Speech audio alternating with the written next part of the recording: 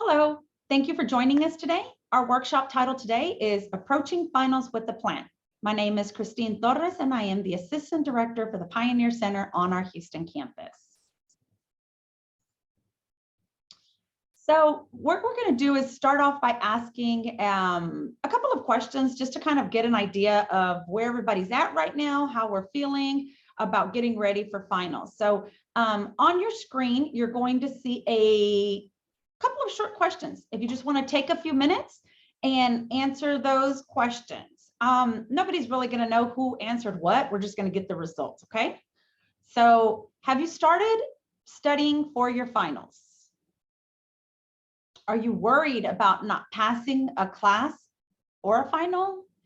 And what do you fear the most about studying? So if you can just take a few minutes just to quickly answer those questions, and I'll see the results as they come in.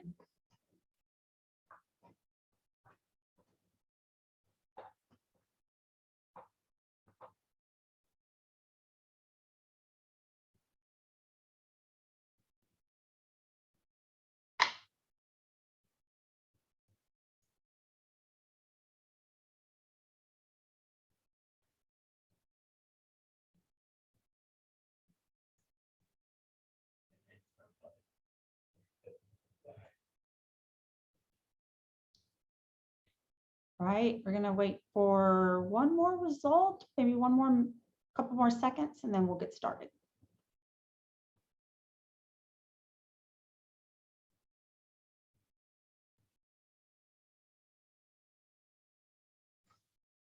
Okay, so the first question was, have you started studying about your finals?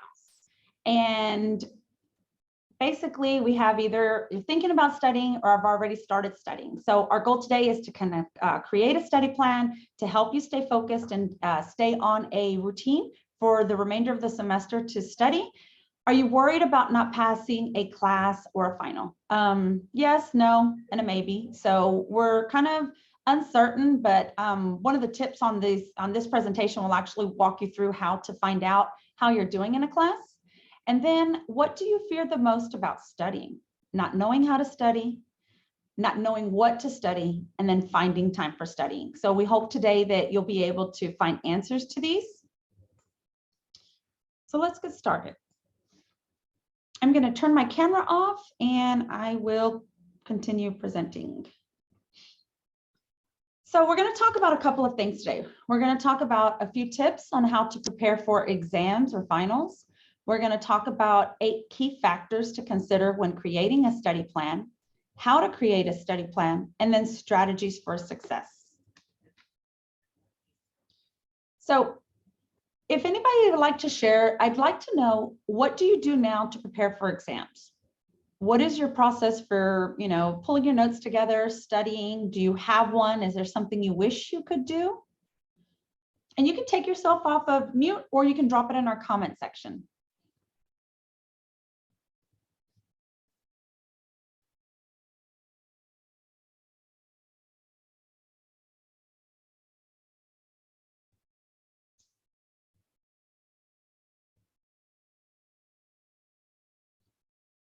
Would anybody like to share?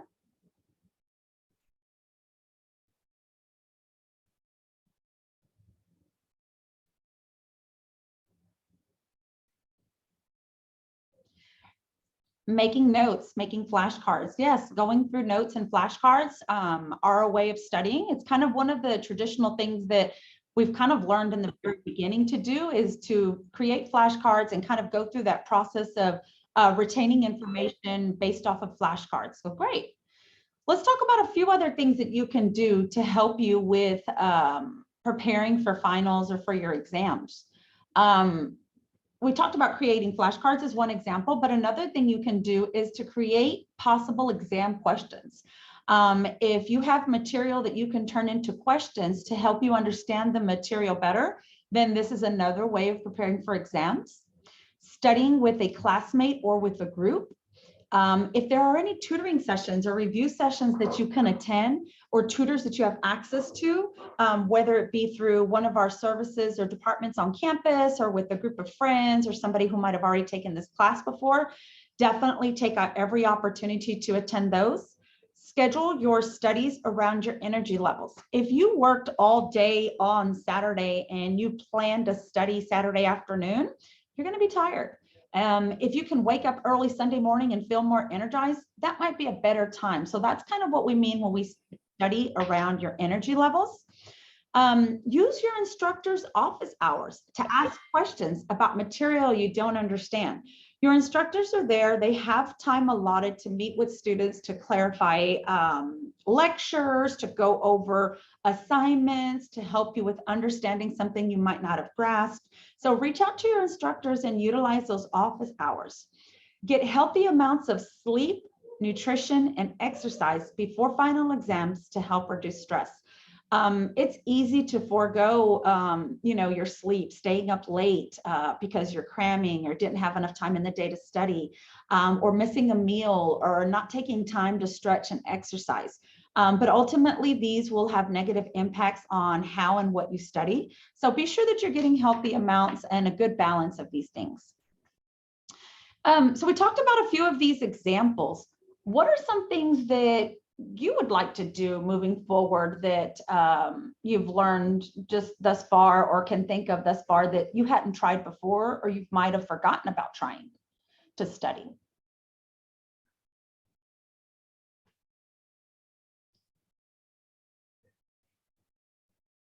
And feel free to take your mic off or to drop a comment in the comment section.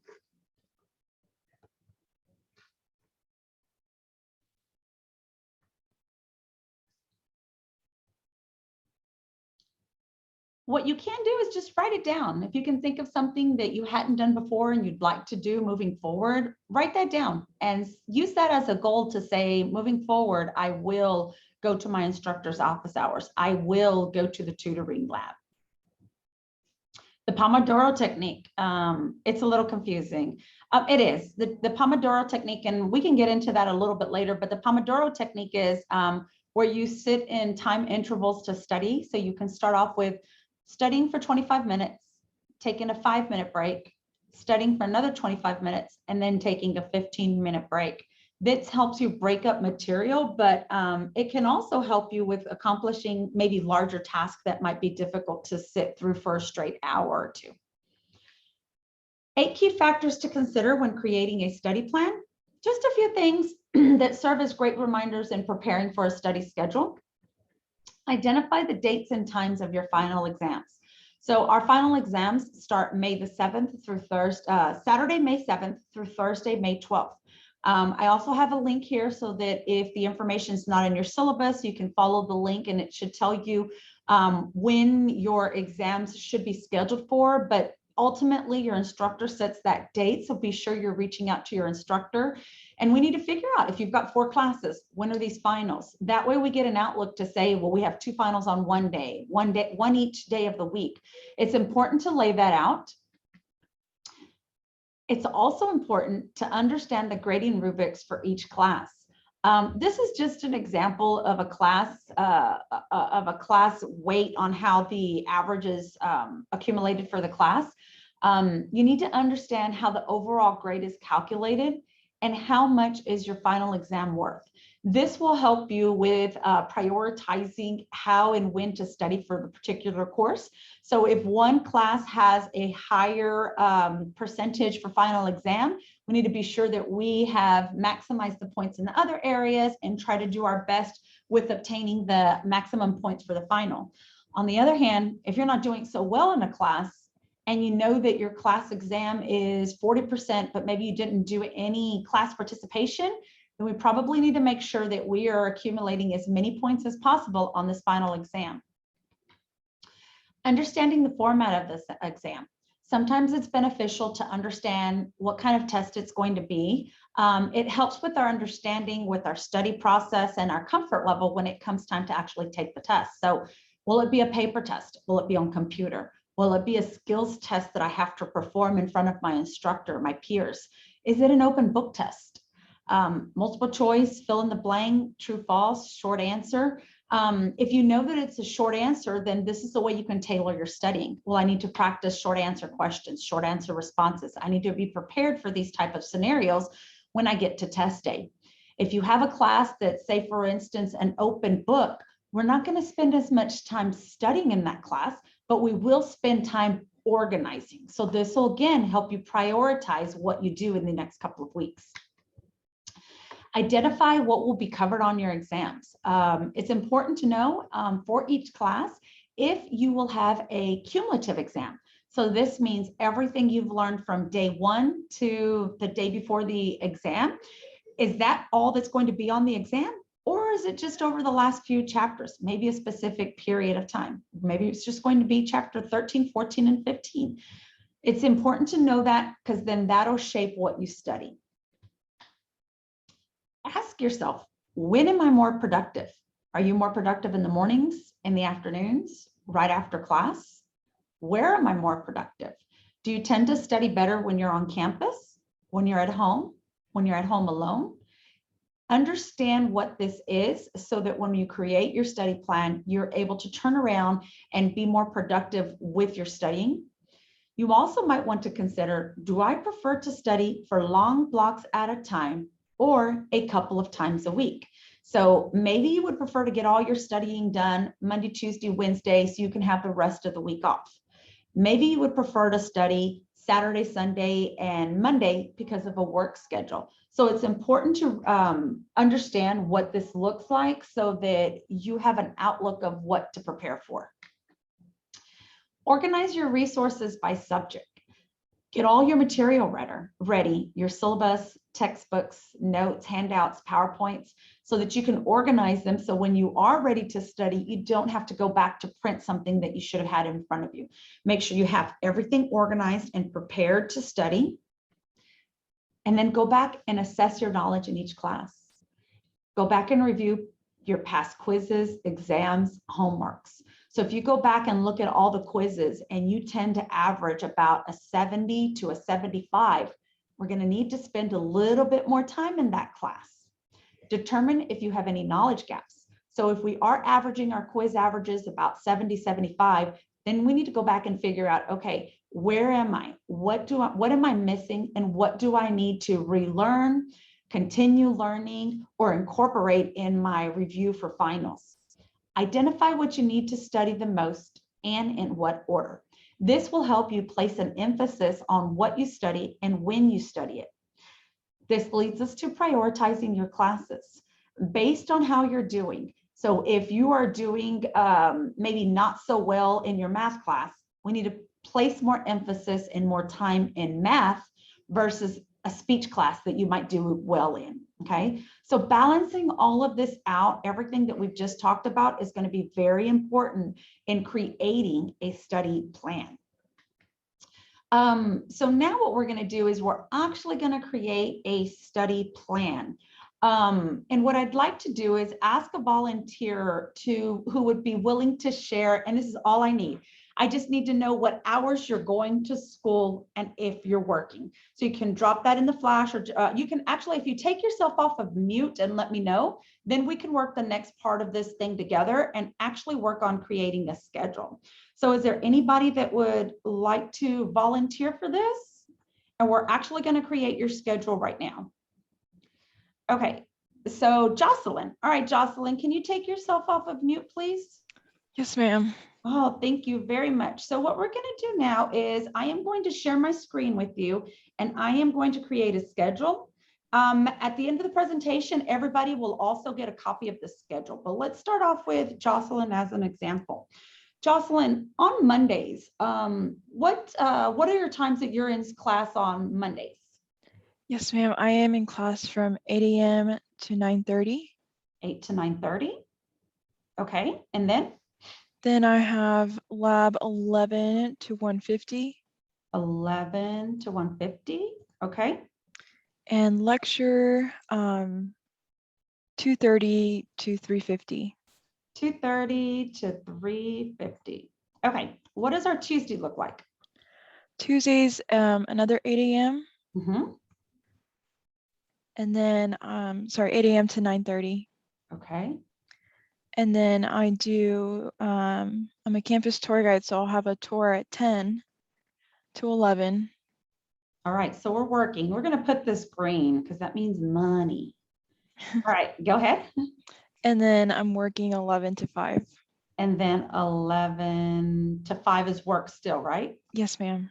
All right, so this is Tuesday. What about Wednesday? Wednesday, another 8 a.m.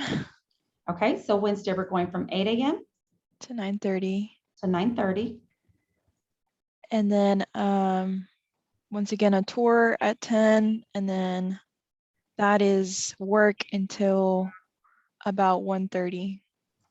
Okay. What does your Wednesday look like? And then one more class from 2:30 to 3:50. Oh, I'm sorry, for Wednesday. Oh, for Wednesday, 2:30 Yes. to 3:50? Yes, ma'am. All right. Anything else on Wednesday? No, ma'am. All right, what about Thursday? Thursday, 8 a.m. to 9:30. 8 a.m. to 9:30. Go ahead. Anything else? And work 11 to 5. 11 to 5. Okay. What about Fridays? Friday is 10 a.m. to 5. For Work. class, for work? Yes, 10 ma'am. to 5 and work. Okay. Does that pretty much sum it up? Yes. All right. Did you realize you were this busy? Yes, I actually keep up with a Google Calendar, and I'll do an Excel sheet like this as well. So No, this is perfect. So yes. what you would do in this case, and like I said, I'm going to email this template to everybody so you can kind of figure out where it is that you can find times to study. So in Jocelyn's case, Jocelyn would try to study and maximize time where she can. She's going to be a little exhausted coming out of class all day on Monday. She's going to be a little exhausted with class and work on Tuesday. So it's reasonable to say we're not going to start right away, but maybe once she's home, maybe from 7 to 9, we're studying. So we can label this as some possible study time. But to be consistent, we can say we do this every day of the week. Do you usually stay up past 9 o'clock to study, Jocelyn? Yes, ma'am. Typically the goal is no later than 11 for bedtime. Yeah, I didn't want to push you too far out, but sometimes you may need to. Oh, yes. So it's important that we realize, okay, so Saturday and Sunday, these are also some good times. If Jocelyn's used to waking up at 8 o'clock in the morning, then maybe we say we give her a break in maybe 9 to 4, or 10 to 6, whatever's going to work for you on Saturday and Sunday. This is how you will identify where you're going to study based on your availability. So the first thing we need to do is kind of block out your commitments, and your commitments are work and school. Then identify other areas where you can study. So we've got all day Saturday and we've got all day Sunday. Granted, I'm sure you have other responsibilities and other things that you need to do, but just plan for that in advance. So if we're looking at finals coming up in 2 to 3 weeks, kind of duplicate this for 2 to 3 weeks and start plugging in what you need to study. And remember to look at, is there a class that you might be afraid that you're on the cusp of passing? Is there a class that you're struggling with new material on? Is there a class that maybe you didn't get to attend a lecture and you need to go back and catch up? Those kind of things all need to be taken into consideration, and then start breaking it up into smaller tasks so that you can identify what you're going to study and when you're going to study. Any questions about this schedule, Jocelyn? No, ma'am. That is really good feedback because with finals week, I have back-to-back Monday, Tuesday, Wednesday exams. It's like just learning how to maybe alternate subjects. It's going to be what I think I'm currently struggling with. And that's true. That's why one of the tips that we talked about in the beginning is understanding what's going to be covered on the exam, understanding when these dates are there. So if you have back-to-back exams, one on Tuesday and one on Wednesday, we need to start breaking that information up now and figuring out, okay, I'm less behind in this class. It's not going to take me that long to study for this. But because there's more material, because it's a cumulative exam, I'm going to need to start a lot sooner and start breaking that up for these next couple of weeks, okay? Does anybody have any questions? So we're going to go back to our PowerPoint. Thank you, Jocelyn. Thank you for helping. Thank you. So next we're going to look at strategies for success. One of the important things to consider when you are creating a study plan or a study guide is identifying, of course, what you're going to study, breaking your assignments into smaller, manageable pieces. This process is called chunking. It can be very difficult for us to say we've got 15 chapters to study, but when you break it up and say, I have 20 days to study 15 chapters, I'm going to study one chapter each day, the task doesn't seem so daunting anymore. It's more manageable if you're able to break it up. Pomodoro technique, this is something that Debbie had mentioned earlier. It's a time management system that encourages you to work with the time you have. So say for instance, if in Jocelyn's case, Monday afternoon, if she's tired, she's rested a little and she's back to studying, and now she's got to read this whole material that's new to her, maybe the Pomodoro technique would work. This is where you study for 15 minutes, you take a 5-minute break, you study for another 15 minutes, I'm sorry, let me start over. You study for 25 minutes, take a 5-minute break, study for 25 minutes and take a 15-minute break. So breaking it up into smaller chunks is going to help you get through it with the Pomodoro techniques. I tell students, use a timer. Sometimes the timer can help you understand where you're at as far as time management, because sometimes you'll take a 5-minute break and a 5-minute break will turn into 10 minutes. It'll turn into 15, and then we get distracted and we don't get back to the task at hand. The same thing when you're sitting there for the first 25 minutes. You're going to probably want to give up or stop or feel discouraged after 20 minutes. But that's when you tell yourself, I can't, I need to continue studying. I've got 10 more minutes. I can do this. And you keep going. You can do 2 cycles of this and then take a longer break or switch subjects. It's really up to you. So in the beginning, when we talked about the tips, like, do you prefer to get it all out the way in one day? Or do you want to study a little bit today, take a break, the next day a little bit more?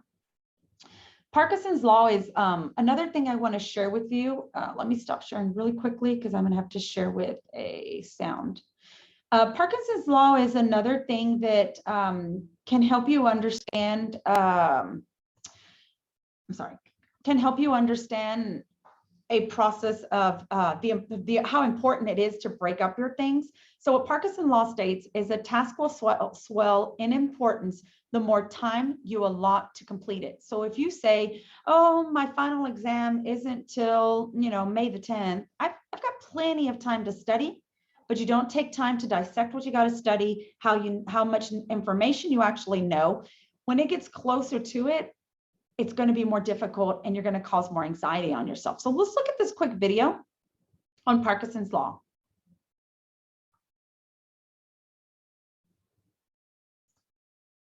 What's up, guys? Today in our productivity series, I want to share with you all Parkinson's law.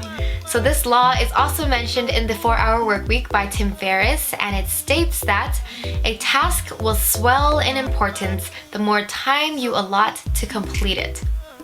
What this means is that the longer you give yourself to complete something, the more big, important, and daunting it's going to feel. So for example, if you give yourself 3 months to write a paper, you're gonna feel like you need those 3 months to write it. But in reality, what you're going to do is you're going to procrastinate and you're gonna be doing other things. And throughout all of that, you're gonna have that task looming over your head and giving you pressure and stressing you out and taking up mental energy. When in reality, you know you could complete it in a week or maybe a day or maybe even 2 hours if you only had 2 hours to complete it, because I know we've all been there before and it's possible. If you can focus, you can get it done in a shorter amount of time. So the lesson learned from Parkinson's law is to set tight deadlines for yourself, and more specifically to set time limits for your tasks and for meetings. If you give yourself forever to do something, it's going to take you forever to do it. So just try it out for a week. Instead of making a to-do list or kind of going with the flow, try setting time limits and time deadlines for everything that you want to complete that day or that week, and see how it goes. Because once you start doing that and getting into that habit, you start to know how long it takes for you to do things, and you also catch yourself when you're getting distracted and not focusing on your work. Knowing Parkinson's Law can help you understand how your brain perceives time, so you can kind of hack that by setting tight deadlines and time limits for yourself to get things done and be more productive. That's it for today. I hope you like this. So I hope that was you were kind of able to understand a little bit more about Parkinson's Law. It's a matter of being able to identify what those available time slots are that you have to study, and then making the best of that time. Another important thing is understanding what a SMART goal is. A SMART goal is a mnemonic acronym to guide you in setting goals and objectives. It stands for specific, measurable, obtainable, relevant, and time-bound. When you're creating a task for yourself or trying to plan something, ask yourself, is this going to be in my best interest to study in my room on my bed? Or should I just plan to study in the library against the wall, not facing a window? Like, looking at things like this are going to help you to be able to obtain a SMART goal and accomplish the task you've set yourself to accomplish. So just a couple of things, just a couple of strategies to help with creating your study schedule. Also wanted to let you know that there are a couple of other videos from other sessions that I have done. You can go to the YouTube channel, and we are under TWU, Pioneer Center for Student Excellence. There are other videos on discovering your learning style, how to set a goal, 3 stages of test preparation, metacognition and mindset, and then some self-care. But these are all pre-recorded videos. These are also things that as an academic coach, we can talk to you about individually. So if anybody is interested in scheduling an appointment with an academic coach, I'm going to show you really quickly how to do that. You're going to go to just the TWU website and search academic coaching. You'll scroll down to get coaching. And then you can pick, I'm on Houston campus, but we have academic coaches on any of our campuses. You will select one of the campuses. You will select one of the coaches. This is myself, a new student, and you will look for an available time or day to schedule. This is to confirm your time zone. And you will just click on next available and schedule the appointment. It'll actually walk you through entering some basic contact information, and then you submit done. So that is how you can schedule an appointment with an academic coach. If you would like further information, or if you'd like to work with an academic coach individually on maybe some of the things we talked about today, maybe some of the other things you may be struggling with or just need help in, you're going to get a copy of this PowerPoint and a link to this recording and a survey. So if you need anything, feel free to reach out to me. This is my contact information. It'll also be included in the email. Do we have any questions on how to create a schedule and some things to consider when scheduling and while scheduling?